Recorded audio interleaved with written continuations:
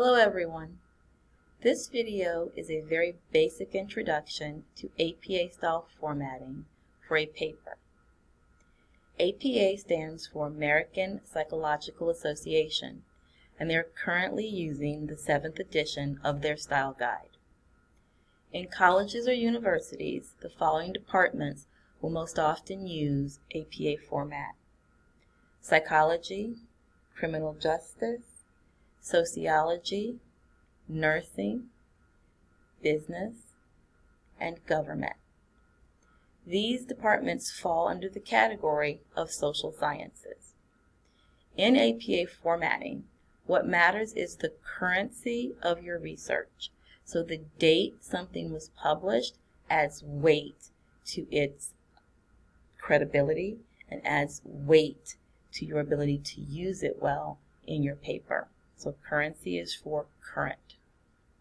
What I'd like you to do is log in to your college account, and once you're there, please select Email. When you select Email, you should have a page that looks like this, and this is simply your Microsoft applications in the cloud.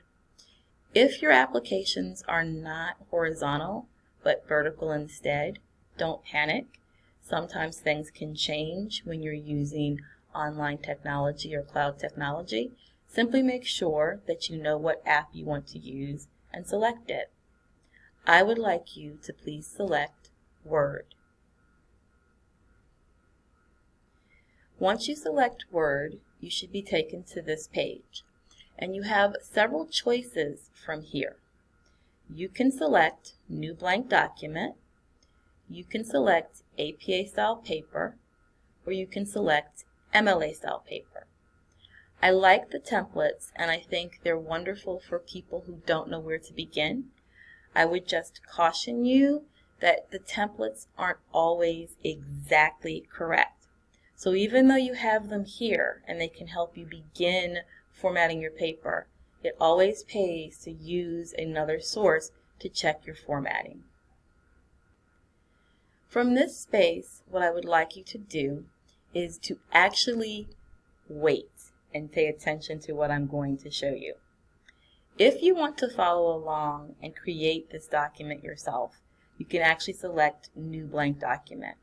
But what I'm going to do is use a paper I've written, it's a draft, but I think it's in fairly good shape, to walk you through some of the elements of an APA formatted paper.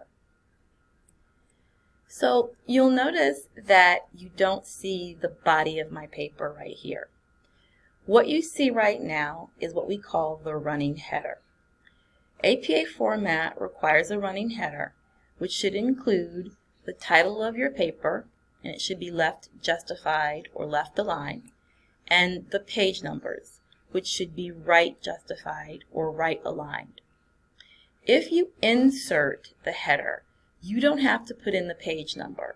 So where you see here the hatch mark or the pound sign or the number sign or the hashtag, it's telling you I, the MS Office software, will put the page number in for you.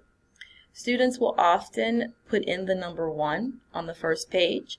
What ends up happening is every page thereafter is page number 1.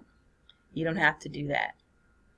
You'll notice the title in the running header is all caps, no italics, no bold, no beautiful colors, just plain all caps sentence style. You'll see that when I click out of my running header into the body of my paper, the header disappears. It's still there, don't worry. If you come to header and select it, the paper will become fainter and you have the header here. So what I've done in order to model how to insert the page number is I've removed my header.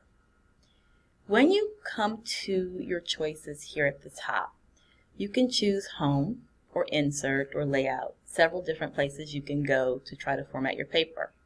For our purposes, we want to select Insert because we want to insert page numbers. But there are two really good choices here. You can insert your header or footer, or you can insert page numbers. What you want to select is page numbers so that you can have the software actually insert them for you. So we're going to go ahead and select this, and you'll notice you have a nice visual here for your headers or your footers with the alignment. And again, if you hover over things, it'll tell you what it's doing. So here we can have the page number left aligned, center aligned, or right aligned at the top as a header, or at the bottom, same exact thing. We want to select this one because it's going to be right aligned. And when we do, there we have the software saying we'll add page numbers here. You then can come here and you can put in your nice title. And voila, we have a really nice running header. When I click back into the body of my paper, it's gone. Your title page should have a title, and the title is going to be in boldface type. No italics, no nice colors, no underlining, just boldface type. Your paper should be double spaced, so you want to hit your enter button twice, so you've got 4 spaces between the title and your name. After your name, you need to make it clear what department you're writing this paper for. So at the college, you might want to put Department of Psychology, or Department of Criminal Justice, or Department of Nursing. You follow the department by a comma, and then you put the name of the school. After the name of the school, you need to put the course number. Make sure you're using the course number the school uses. So for us, it would be 4 letters as opposed to 3. You follow the course number with a colon, ... and the name of the course, and then you follow that with the name of the instructor. You also need to include the date. So I'm going to go ahead and just make up a random date here, and we will have a nicely formatted title page. I'm going to scroll down a little bit, and I want you to see that my second page is numbered as well as my first page, and the numbers are going to be put in there, so don't panic. But I don't want you to be confused by the running header with the page number and the number that's here. This is not going to appear on your paper, so if you printed this out, you wouldn't have a number 1 in the footer. This is just on the side of the software, letting you know that you're at the bottom of page 1 and the beginning of page 2. I like to actually start my papers with quotations, and most of my teachers don't seem to mind. So when you do quotations in APA format, you need to put the quotation marks around it. You're going to have your parenthetical citation, which is the stuff in the parentheses telling the reader who you're quoting. And you need to have a period outside the parentheses. You see I've got 2 different citations here. So this one, I've got the name of the person I'm quoting, followed by a comma, and then the year. Here, I have 3 parts to this parenthetical citation. I have the author of the quote, or the name of the person I'm quoting, followed by a comma, followed by the year, followed by a comma, followed by the page number. Notice that the page number is a P, period, and the page number. This one, I believe, was from an article, so I didn't have a page number. This one was from a book, so I did have a page number.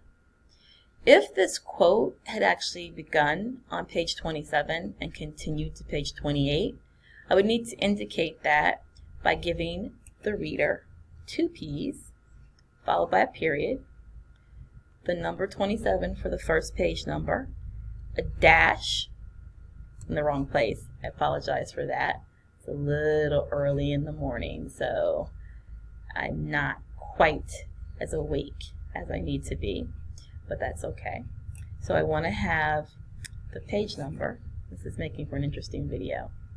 I want to have after page 27 a dash, and then I'm going to put page 28. Thank you for bearing with me. So that's how it would look if I were using this quote from 2 different pages. Okay? When you come down here to the first paragraph, you'll notice that I begin talking about one of the sources I used, and it's a book. So in APA format, you use italics for standalone works, books, books, websites, magazines, journals. If you're actually quoting or using a journal and there's more information to follow, you use a comma, but you don't italicize the comma. You only want to italicize the actual standalone work itself. So here I've got the name of mine is Ideology and Insanity, Essays on the Psychiatric Dehumanization of Man. So it looks pretty good. I'm not quoting anything from it, I'm just introducing the text, so that's not bad. When I scroll down a little bit in my paper, I believe I have my first in-text citation. I'm actually going to highlight this just for visuals so you guys can see, but you don't do this in your own paper. So I want to highlight this here so we can have a brief little talk about an in-text citation. So come up here, make that yellow. So I am actually quoting from a book by a gentleman named Saz, and you'll notice I've said his name here. I could repeat his name here, but that's 2 times within 2 lines, and that's a bit much. You want to vary your word choice, so go ahead and use your pronouns. So I said, as he notes, comma, why do men name things? To gain control over the thing, and, more generally, over one's power to act in the world. You'll notice that I've got my open quotation mark, and then I have my close quotation mark. Right after that close quotation mark is my parenthetical citation, page 196. But look at where I put my punctuation for the sentence. The period goes after the parenthetical citation.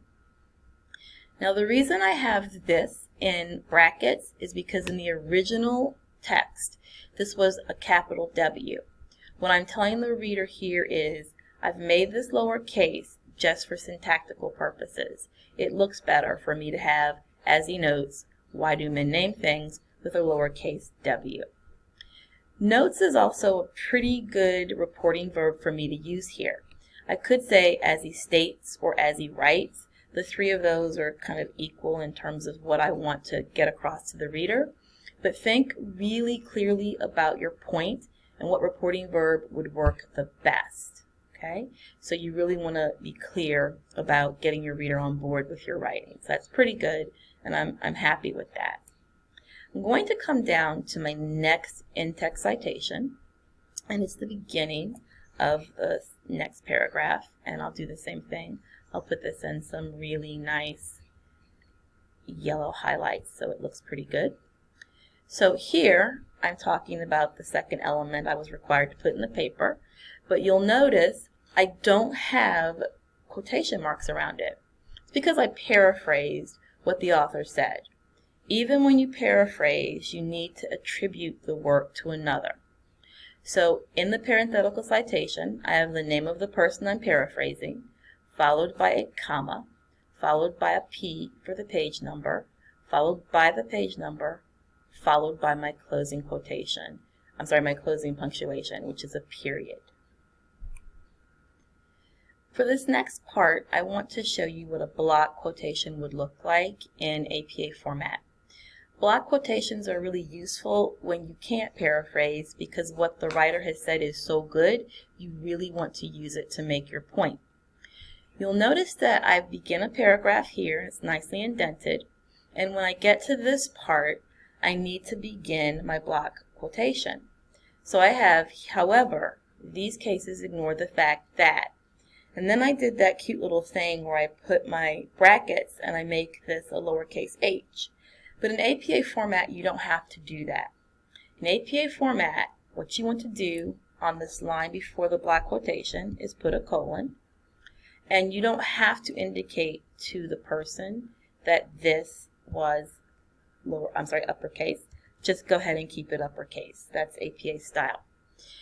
When you come here, you'll notice that this is indented 0.5 from the margin. So it has to look really clear to your reader that you're using a lot of lines for quotations.